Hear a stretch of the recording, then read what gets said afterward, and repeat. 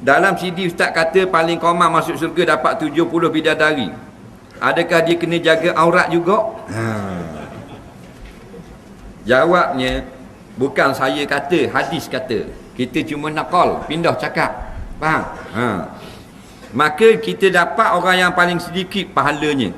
Dia yang paling sedikit dapat nikmat dalam syurga, iaitu sebuah istana besar, tanah seluas Yaman sampai ke Syria, dan 70 orang bidadari dan seorang isteri dia di dalam dunia. Faham? Jadi soalan dia, adakah bidadari ni masing-masing kena jaga aurat? Tak ada lagi hukum aurat di dalam syurga. Aurat ni benda yang haram.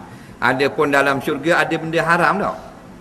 Tak ada haram dah. Makan banyak mana pun tidak haram. Sekarang kita makan lebih pada kenyang haram. Sampai dok gerok macam ular sawa bahan lembu. Tak haram walaupun duit kita halal. Perbuatan itu Allah murka. Tapi dalam syurga makan banyak haram tak? Tak. Tengok comel kuda ni. Kuda tanya balik, nak stick ke masak 3 rasa? Kuda tanya. Kita jawab, celup tepung boh.